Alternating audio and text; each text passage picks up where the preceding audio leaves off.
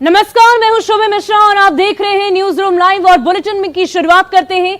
सबसे पहले बात करेंगे एनआईए के एक्शन की। दरअसल एनआईए की तरफ से बिहार के अलग अलग 30 ठिकानों पर सर्च ऑपरेशन चलाई जा रही है। इस सर्च ऑपरेशन में कई जगहों पर एनआईए की तरफ से छापेमारी की जा रही है और एक बड़ी कार्रवाई को अंजाम देते हुए बिहार के एक दो नहीं लगभग 30 लोकेशन पर यह सर्च ऑपरेशन चलाया जा रहा है। दरअसल ये पूरा मामला पटना टेरर मॉड्यूल और फुलवारी शरीफ से संबंधित पीएफआई संस्था की कई संदिग्ध आरोपियों से जुड़ा है। एनआईए मुख्यालय के सूत्रों के मुताबिक आज छपरा, अररिया, किशनगंज, नालंदा, औरंगाबाद, जहानाबाद, मधुबनी, मुजफ्फरपुर समेत कई लोकेशन पर सर्च ऑपरेशन को अंजाम दिया जा रहा। एनआईए की एसआईटी टीम द्वारा छपरा के रुदलपुर गांव के रहने वाले परवेज आलम के यहां भी सर्च ऑपरेशन को अंजाम दिया जा रहा। परवेज आलम पेशे से शिक्षक हैं, लेकिन इनके खिलाफ एक आरोप यह भी है कि पीएफआई संस्था से ये जुड़े हुए हैं और पिछले कुछ समय से कई संदिग्ध गतिविधियों में शामिल होने की जानकारी के आधार पर आज उनके खिलाफ और उनसे जुड़े कुछ अन्य लोगों के खिलाफ एनआईए की टीम छापेमारी कर रही है। परवेज आलम छपरा के माधवपुर पंचायत इलाके में पोस्टेड है। ये पिछले काफी समय से जांच एजेंसी के रडार पर थे। हाल फिलहाल में इनके खिलाफ काफी इनपुट को इकट्ठा करने के बाद आज उनके खिलाफ एक बार फिर से सर्च ऑपरेशन को अंजाम दिया जा रहा है। तो बिहार में एनआईए का यह बड़ा एक्शन। बिहार में आज एक दो नहीं बल्कि 30 ठिकानों पर अलग अलग जगहों पर छापेमारी की जा रही है। तो ये 5 तस्वीरें इस वक्त आपकी टीवी स्क्रीन पर हैं। इन 5 तस्वीरों में आप देख सकते हैं मुजफ्फरपुर, साथ ही साथ फुलवारी शरीफ, दरभंगा, कटिहार, अररिया की तस्वीर हम आपको दिखा रहे हैं। किस प्रकार से एनआईए की टीम वहां पर मौजूद है और सर्च ऑपरेशन चलाया जा रहा है। बता दें कि पीएफआई और टेरर फंडिंग मामले में ये पूरा मामला है, जिसे संज्ञान में लेते हुए एक बार फिर से एनआईए का ये बड़ा एक्शन देखने को मिल रहा है। 5 अलग अलग जगहों की तस्वीरें इस वक्त आपकी टीवी स्क्रीन पर मुजफ्फरपुर, फुलवारी शरीफ, दरभंगा, अररिया और कटिहार की तस्वीर हम आपको दिखा रहे हैं, जहां पर टेरर फंडिंग पर एनआईए का ये बड़ा एक्शन देखने को मिल रहा है। एनआईए की टीम आज बिहार में 30 से ज्यादा लोकेशन पर सर्च ऑपरेशन को अंजाम दे रही है। दरअसल ये search operation Patna terror module और खास तौर पर फुलवारी शरीफ पीएफआई मामले में इस सर्च ऑपरेशन को अंजाम दिया जा रहा है। पीएफआई की अगर बात करें तो पीएफआई संस्था से जुड़े मामले में कुछ संदिग्ध आरोपियों को जिस तरह से जुलाई में गिरफ्तार किया गया था, उन्हीं लोगों से जब पूछताछ की गई तो उसके बाद कई महत्वपूर्ण जानकारी सामने आई। लिहाजा इसी मामले की गंभीरता को देखते हुए आज 30 से ज्यादा लोकेशन पर सर्च ऑपरेशन को अंजाम दिया जा रहा है। जिस तरह से इस पीएफआई संस्था से अगर बात करें तो जिस तरह से इस मामले में मोहम्मद जलालुद्दीन की गिरफ्तारी हुई, मोहम्मद अताउर की गिरफ्तारी हुई है, इसके साथ साथ कई इसमें तकरीबन 1.5 दर्जन से ज्यादा लोग इस मामले में संदिग्ध थे और उन तमाम लोगों की से जुड़े हुए इस मामले की तफ्तीश करने के बाद इस मामले पर आगे आज 30 से ज्यादा लोकेशन पर सर्च ऑपरेशन को अंजाम दिया जा रहा है। और इस मामले में पिछले कुछ समय के दौरान जिस तरह से जानकारी मिली थी कि इस मामले में 26 से ज्यादा जिन आरोपियों के खिलाफ मामला दर्ज किया गया था, उसके खिलाफ जब इन्वेस्टिगेशन किया गया तो कई महत्वपूर्ण जानकारियां सामने आई और खासतौर पर बिहार से लेकर उत्तर प्रदेश और इसके साथ साथ कई अन्य दूसरे राज्यों में भी उसके कनेक्शन सामने आए थे।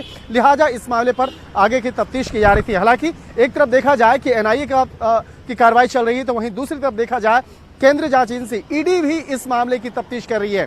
मनी लॉन्ड्रिंग से जुड़े मामले में ईडी की टीम इस मामले में तफ्तीश कर रही है और ईडी की भी इन्वेस्टिगेशन में कई महत्वपूर्ण बातें सामने आई हैं। तो निश्चित तौर पे कहा जा सकता है, चाहे पीएफआई की संस्था की अगर बात करें या पटना टेरर मॉडल से जुड़े हुए कई अन्य दूसरे आतंकी और आतंकियों की मदद करने वाले लोगों की अगर बात करें तो उससे जुड़े हुए कई लोग जांच एजेंसी के रडार पर हैं और जल्द ही उनमें से कई अन्य आरोपियों की गिरफ्तारी भी संभव है। वीडियो जर्नलिस्ट मनमोहन नेगी के साथ शंकर आनंद, न्यूज 18 दिल्ली।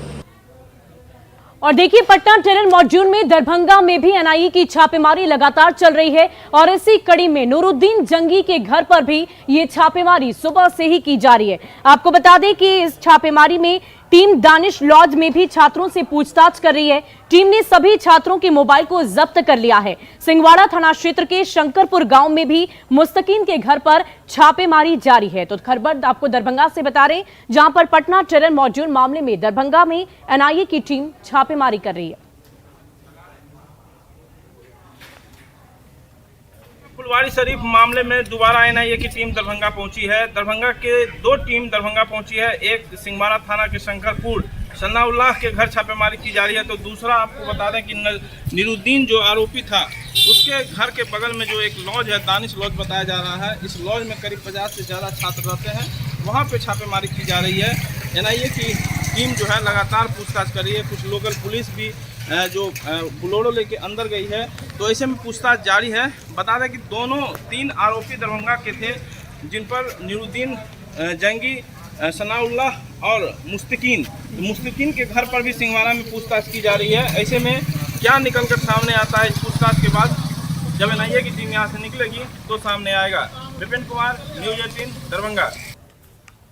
और इसी बीच बड़ी खबर आपको छपरा से बता दें, जहां टेरर फंडिंग मामले में नूरुद्दीन के घर पर भी छापेमारी की जा रही है। आपको बता दें कि पेशे से परवेज आलम शिक्षक हैं और उनके भी घर पर यह छापेमारी जारी है। तो ये बड़ी खबर आपको छपरा से बता रहे हैं, जहां टेरर फंडिंग मामले में एक बड़ी कार्रवाई देखने को मिल रही है। छपरा में परवेज आलम से पूछताछ की जा रही है। रुदलपुर निवासी परवेज आलम पेशे से शिक्षक बताए जा रहे हैं, लेकिन कई मामलों में उन पर भी जांच की जा रही है और उनसे जुड़े हुए कई लोगों से भी पूछताछ लगातार सुबह से ही की जा रही है। तो ये बड़ी खबर आपको छपरा से बता रहे हैं, जहां परवेज आलम जो पेशे से शिक्षक हैं, उनके घर पर भी छापेमारी चल रही है।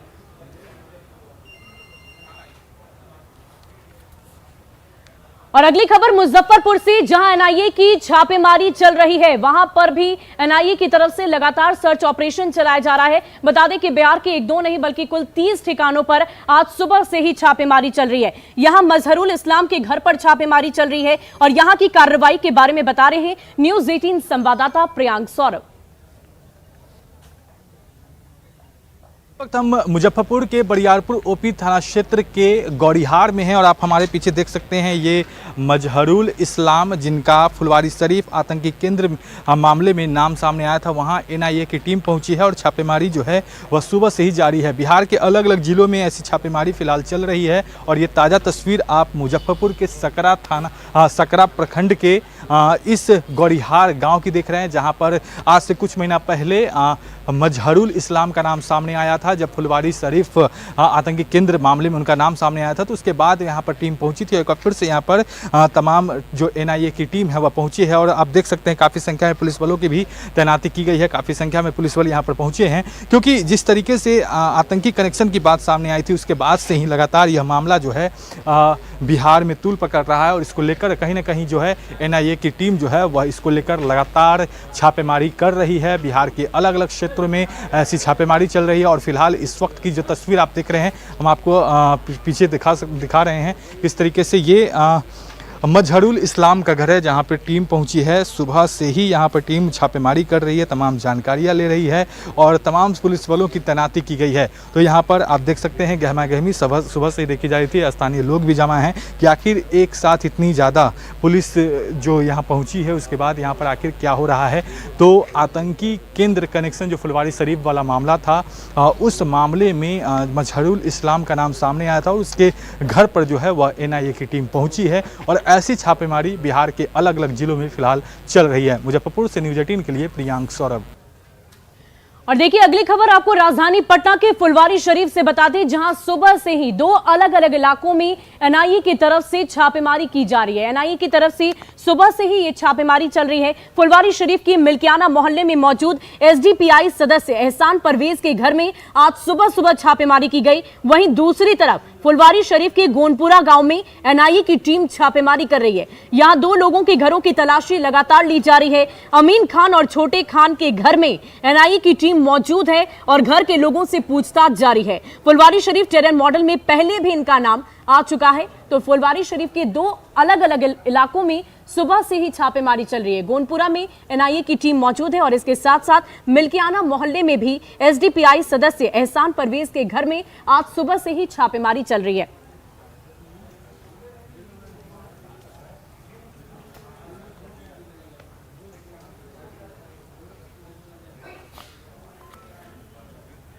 और देखिए कटिहार में हसनगंज और बरारी थाना क्षेत्र में भी सुबह से ही एनआईए की तरफ से छापेमारी जारी है। 30 अलग अलग लोकेशन पर बिहार में सुबह से ही छापेमारी लगातार की जा रही है, सर्च ऑपरेशन जारी है। और इसी कड़ी में कटिहार की ये तस्वीर आप देख पा रहे होंगे। हसनगंज के रामनगर, बंसी, मुजफ्फर टोला और बरारी की कटौतिया में ये छापेमारी जारी है। अब तक की छापेमारी में किसी तरह का कोई बड़ा खुलासा तो नहीं हुआ। एनआईए की टीम स्थानीय थाना पुलिस के साथ संदिग्धों के ठिकाने पर लगातार छापेमारी कर रही है। तो कटिहार की ये तस्वीर हम आपको दिखा रहे हैं। फुलवारी शरीफ टेरर मॉड्यूल के आधार पर सुबह से ही एनआईए की टीम के द्वारा लगातार बिहार के 1-2 नहीं बल्कि कुल 30 ठिकानों पर छापेमारी जारी है।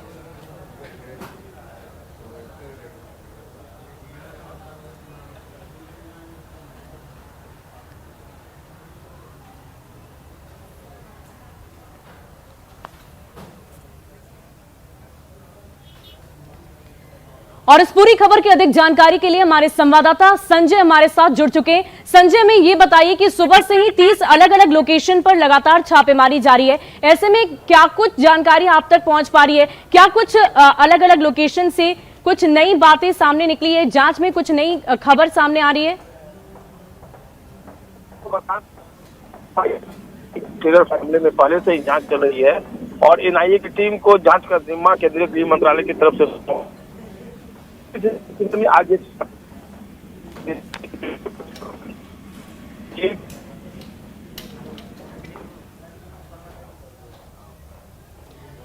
तो एनआईए का ये बड़ा एक्शन सुबह से ही देखने को मिल रहा है। छपरा के जलालपुर माधवपुर पंचायत में एनआईए की छापेमारी चल रही है। इसके साथ साथ कटिहार और अलग अलग ठिकानों पर एनआईए का ये बड़ा एक्शन देखने को मिल रहा है। सरकारी शिक्षक पर भी ये छापेमारी लगातार चल रही है। पीएफआई का एक्टिव सदस्य आरोपी है शिक्षक और इन्हीं के अलग अलग ठिकानों पर ये छापेमारी चल रही है।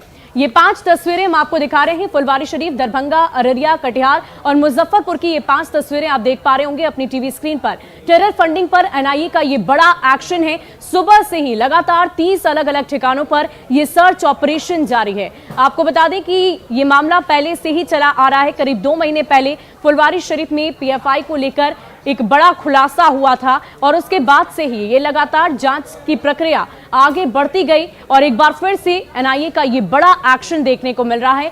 करीब 5 अलग अलग जगहों की तस्वीर हम आपको दिखा रहे हैं और एक बार फिर से हमारे संवाददाता संजय हमारे साथ फोन लाइन पर जुड़ चुके हैं। संजय, आप बता रहे थे कि किन किन जगहों पर जांच प्रक्रिया में क्या कुछ बात सामने निकल कर आई? जी देखिए, दरअसल एनआईए की टीम इस पूरे मामले की जांच कर रही है। पहले पटना पुलिस कर रही थी, लेकिन केंद्रीय गृह मंत्रालय के निर्देश पर एनआईए को जांच सौंपी गई थी और लगातार पिछले कई दिनों से एनआईए की टीम अलग अलग टीमें जो है इस पूरे मामले की जांच कर रही हैं। फुलवारी शरीफ टेरर मॉड्यूल और पीएफ जो फंडिंग है उससे रिलेटेड ये मामला है। पटना के में भी 2 स्थानों पर छापेमारी चल रही है, फुलवारी शरीफ में और गौनपुरा में। तो जिनके ठिकानों पर ये छापेमारी चल रही है उनके बारे में बताया जा रहा है कि ये पीएफआई और एसडीपीआई से जुड़े हुए लोग हैं और इनकी एक्टिविटी रही है, उसी आधार पर ये छापेमारी चल रही है। आधिकारिक तौर पर अभी नहीं बताया गया है कि क्या कुछ इनके हाथ में मिला है, लेकिन निश्चित तौर पर जब छापेमारी खत्म होगी तो एनआईए की तरफ से इस बात में आधिकारिक तौर पर जानकारी दी जाएगी।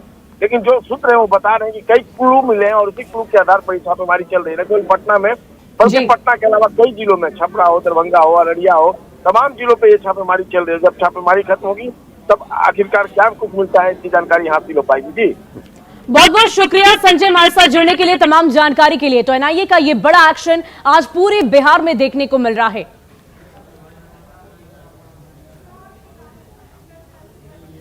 तो मुजफ्फरपुर के गौरीहार में ये एनआईए की दबिश आपको बता रहे हैं, जहां मजहरुल के घर पर एनआईए की टीम इस वक्त मौजूद है और 30 अलग अलग ठिकानों पर सुबह से ही ये सर्च ऑपरेशन जारी है। आपको बता दें कि इस छापेमारी के बाद ही ये जब छापेमारी पूरी तरह से की जा चुकी होगी, जांच प्रक्रिया जब पूरी खत्म हो जाएगी उसके बाद ही पूरी महत्वपूर्ण जानकारी सामने आएगी कि आखिर इस पूरी जांच की प्रक्रिया में क्या कुछ सामने निकल कर आया है।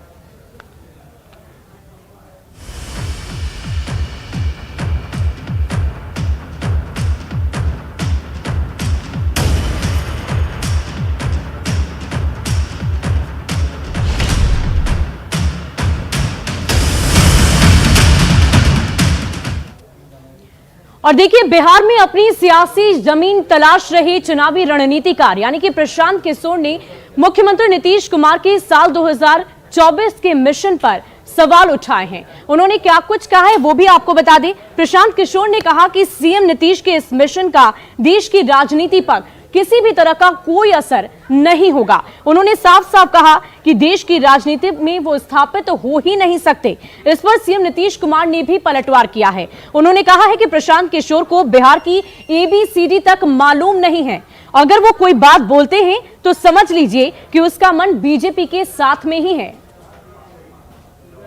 जो राजनीतिक घटनाक्रम हुआ है जिसमें कि आप देख रहे हैं कि एनडीए से हटके नीतीश कुमार जी ने महागठबंधन या 7 दलों का एक गठबंधन बनाकर जो सरकार बनाई है, मैं उसको राज्य की घटना मानता हूं। उसका देश की राजनीति पर कोई बहुत बड़ा असर हो ऐसा मुझे लगता नहीं है।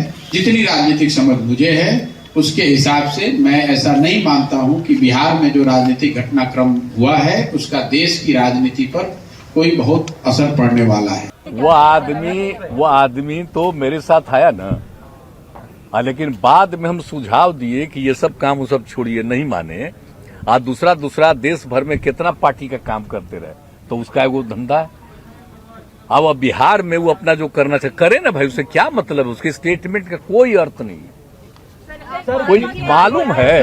देखिए सुन लीजिए, एक बात जान लीजिए, आप उसके बोल रहे हैं उनके बारे में, तो उनको पता है, कुछ ABC मालूम है 2005 से क्या काम हुआ है। तो हाँ, ये लोग को मालूम है अपना पब्लिसिटी लेने का, स्टेटमेंट देने का और कहने का, ये सब का एक्सपर्ट है, वही सब अंड बोलते रहता है। और देखिए, मुख्यमंत्री नीतीश कुमार 3 दिनों तक देश की राजधानी यानी कि दिल्ली में रहे और कई विपक्षी नेताओं से उन्होंने मुलाकात की। मुलाकात के बाद शरद पवार और दीपांकर भट्टाचार्य से मिलने के बाद उन्होंने क्या कुछ कहा है, वो आप भी सुनिए।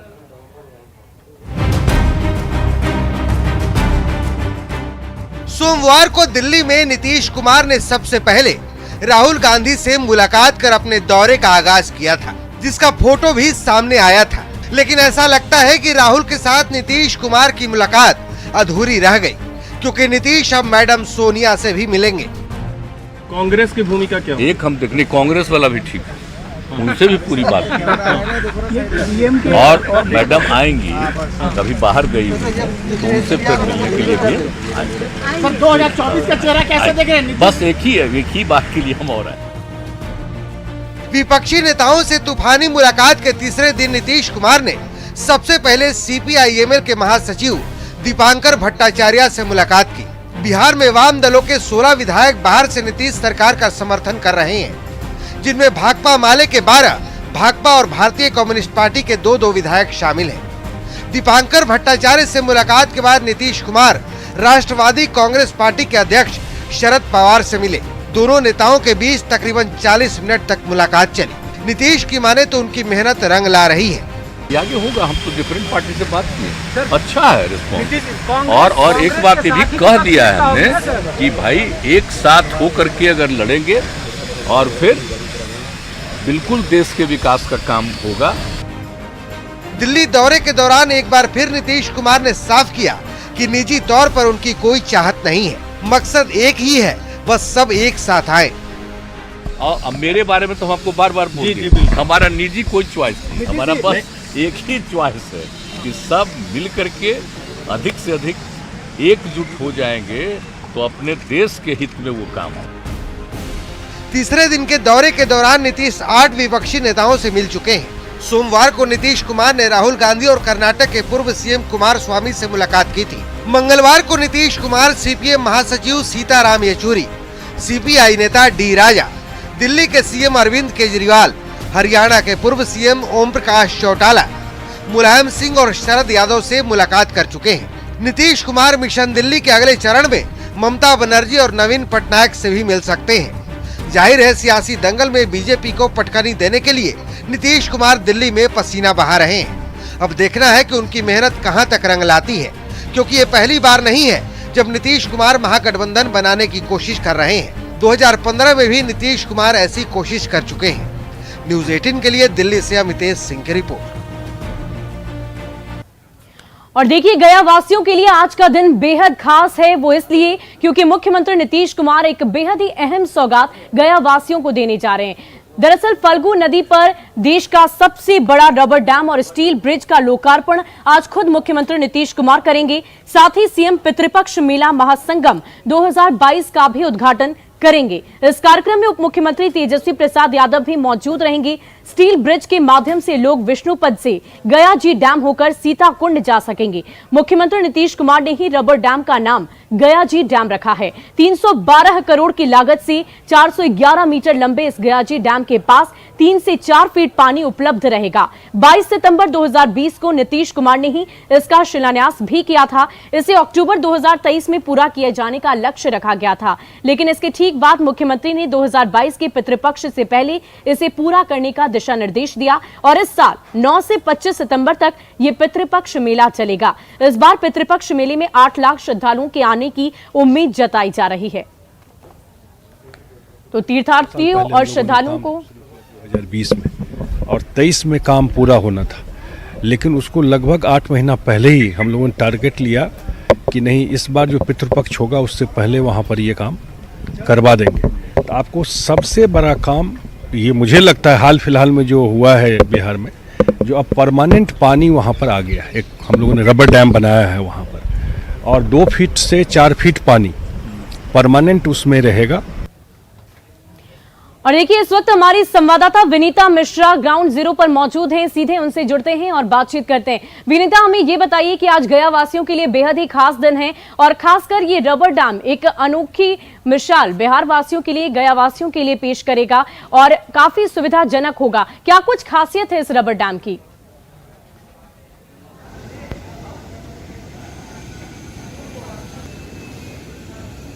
बिहार के लोगों के लिए नहीं, देश विदेश के लोगों के लिए भी ये रबर डैम बहुत खास है, क्योंकि जो भी अपने पितरों के लिए यहाँ मोक्षदायिनी फल्गु नदी में पिंडदान करने आते थे, वो यहाँ पे पानी ना होने के कारण निराश होते थे। क्योंकि ये जो आप फल्गु नदी देख रही है, सबसे पहले हम आपको वो डैम दिखा दे। ये है देश का सबसे बड़ा रबर डैम जो बनकर तैयार हो गया है और निर्धारित समय से, यानी जो लक्ष्य रखा गया था 2023, उससे पहले ये बनकर तैयार हुआ है, जिसका मुख्यमंत्री नीतीश कुमार आज उद्घाटन करेंगे, लोकार्पण करेंगे। उसके साथ ही साथ आप ये जो ब्रिज देख रही हैं, ये ब्रिज उन लोगों के लिए बहुत ही वरदान साबित होगा जो सीताकुंड जाते थे। यहाँ विष्णुपद मंदिर आने के बाद नदी होते हुए सीताकुंड जाया जाता था, लेकिन अब ये ब्रिज होते हुए हम आपको दिखा दें, वो सीताकुंड आराम से जाया जा सकता है। और साथ ही साथ जो फल्गु नदी कभी कभी नजर आती थी, खासकर बरसात के दिनों में फल्गु नदी कहीं कहीं टुकड़ों टुकड़ों में, गड्ढों में फल्गु नदी को देखा जाता था, वो आपको एक बड़ा सा फल्गु नदी यहाँ दिखाई दे रहा होगा। ये सब कुछ संभव हो पाया है देश के सबसे बड़े रबर डैम बनने के कारण।